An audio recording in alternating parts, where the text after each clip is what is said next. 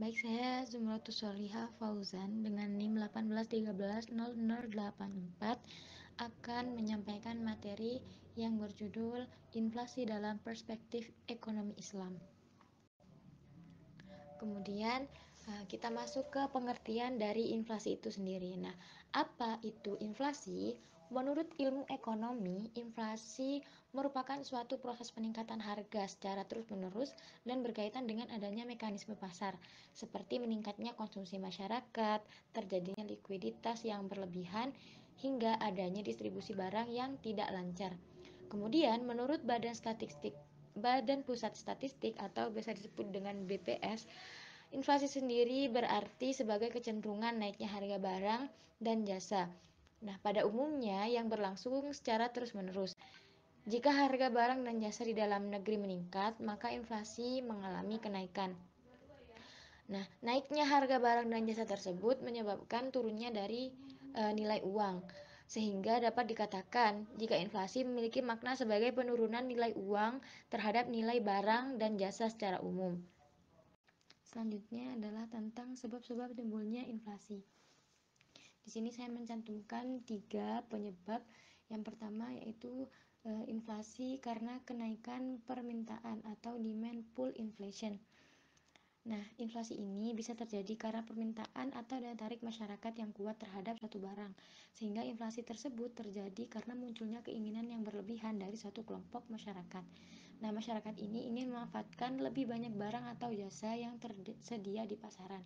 Karena keinginan yang terlalu berlebihan tersebut, maka permintaan menjadi bertambah, sedangkan penawaran masih tetap dan akhirnya mengakibatkan harga menjadi naik. Kemudian yang kedua adalah inflasi karena kenaikan biaya produksi atau cost push inflation. Nah, inflasi ini disebabkan karena adanya dorongan kenaikan biaya produksi dalam jangka waktu tertentu sehingga secara terus-menerus. Sehingga secara umum inflasi ini atau inflasi kenaikan biaya produksi ini disebabkan karena desakan biaya faktor produksi yang terus naik. Kemudian yang ketiga atau yang terakhir ya adalah inflasi karena bertambahnya uang yang beredar atau biasa disebut dengan quantity theory inflation. Inflasi ini disebabkan karena bertambahnya uang yang beredar dikemukakan oleh kaum klasik yang menyatakan bahwa ada keterkaitan antara jumlah uang yang beredar dengan harga-harga. Apabila jumlah barang tetap namun jumlah uang yang beredar lebih besar, bahkan 2 kali lipat besarnya, maka harga barang pun menjadi lebih mahal 2 kali lipat, seperti itu. Selanjutnya, kebijakan dalam mengatasi inflasi. Di sini ada 2. Yang pertama menurut ekonomi konvensional dan yang kedua adalah menurut ekonomi Islam.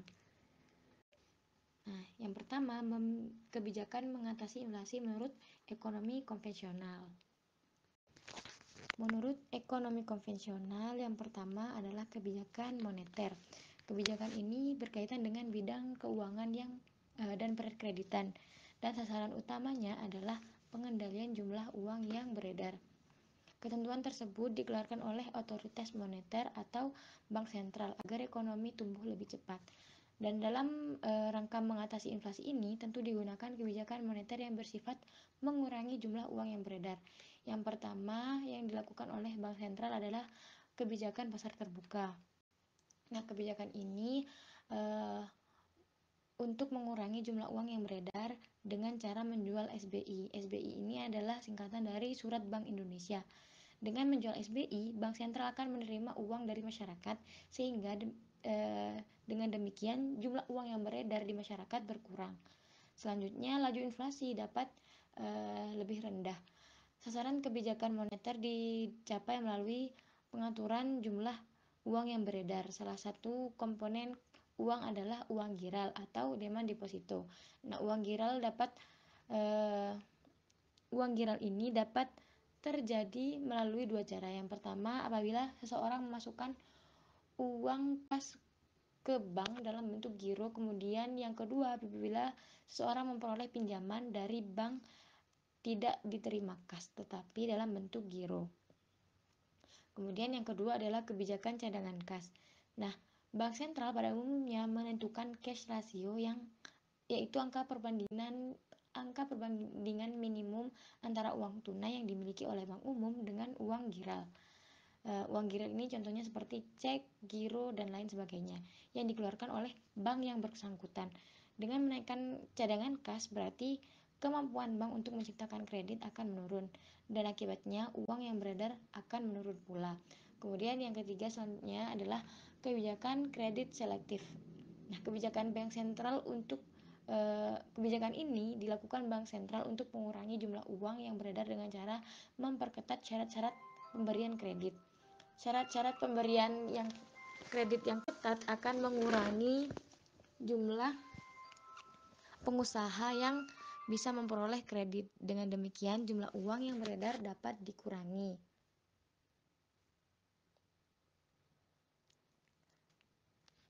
Kemudian selanjutnya adalah menarik atau memusnahkan uang lama. Nah, di sini kebijakan bank sentral ini mengurangi jumlah uang yang beredar dengan cara menarik atau memusnahkan uang lama. Contohnya seperti uang 5 rupiah. Nah, 5 rupiah, uang logam 5 rupiah, 10 rupiah, dan 25 rupiah. Nah, uang ini ditarik agar tidak lagi beredar di masyarakat. Selanjutnya adalah kebijakan fiskal atau kebijakan anggaran. Nah, kebijakan ini merupakan kebijakan yang dilakukan dengan cara mengubah penerimaan dan pengeluaran negara. Penerimaan perpajakan yang secara langsung dapat mempengaruhi permintaan total dan dengan demikian akan mempengaruhi harga. Inflasi dapat dicegah melalui penurunan permintaan total.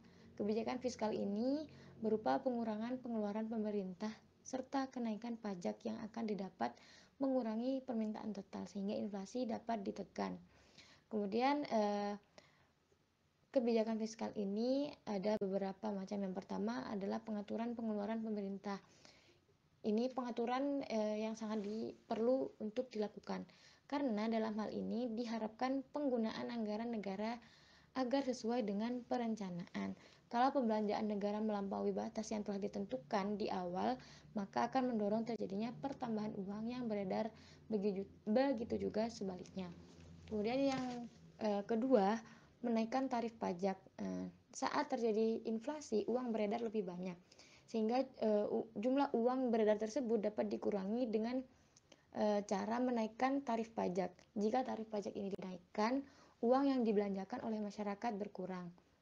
Namun harus diperhatikan agar tidak terjadi ketimpangan atau ketidakadilan. Perlu diperhatikan golongan masyarakat mana yang dinaikkan pajaknya. Kemudian yang terakhir di sini adalah mengadakan pinjaman pemerintah.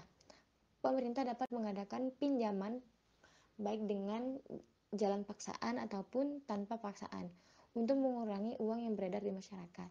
Nah, cara ini merupakan cara yang paling ampuh dilakukan untuk menyukseskan kebijakan ini, yaitu dengan jalan membekukan simpanan yang dimiliki oleh masyarakat yang ada di bank.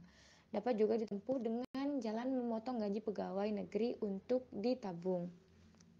Kemudian yang selanjutnya adalah kebijakan mengatasi inflasi menurut ekonomi Islam. Kemudian kebijakan dalam mengatasi inflasi menurut ekonomi Islam. Nah, inflasi sendiri menurut Islam adalah merupakan kesalahan manusia yang terdapat 3 macam, yaitu yang pertama adalah korupsi, kemudian administrasi yang buruk, dan pajak yang berlebihan, dan juga pencetakan uang yang terlalu banyak. Nah, di sini kebijakan-kebijakan yang dilakukan oleh ekonomi Islam untuk mengatasi korupsi antara lain yang pertama adalah uang harus dicetak dengan jumlah yang rendah. Nah, ini menyatakan bahwa uang sebaiknya dicetak pada tingkat minimal yang dibutuhkan untuk bertransaksi dan dalam pecahan yang mempunyai nilai nominal kecil. Kemudian yang kedua, menerapkan strategi Geus Edelfund pada pajak terhadap dana menganggur. Ini merupakan instrumen kebijakan moneter Islam yang dilakukan Bank Indonesia, yaitu giro wajib minimum atau biasa disingkat dengan GWM pada BI, yang besarnya ditetapkan oleh BI berdasarkan persentase tertentu dari dana pihak ketiga. Dana pihak ketiga adalah bentuk giro wadiah. tabungan mudharabah, deposito investasi mudharabah, sertifikat investasi mudharabah antar bank syariah, dan sertifikat wadiah Bank Indonesia. Kemudian yang terakhir adalah menerapkan kebijakan fiskal. Kebijakan fiskal di Baitul Mal memberikan dampak positif pada investasi penawaran agregat dan memberikan dampak pada tingkat inflasi dan pertumbuhan ekonomi. Misalnya adalah sangat jarang sekali terjadi defisit APBN. Ini dikarenakan pengeluaran hanya boleh dilakukan jika ada penerimaan. Besarnya rate kharaj ditentukan oleh produktivitas lahan, bukan pada zona yang perhitungan zakat perdagangan berdasarkan besarnya keuntungan, bukan pada harga jual. Mungkin hanya itu yang dapat saya sampaikan. Kurang lebihnya mohon maaf. Wassalamualaikum warahmatullahi wabarakatuh.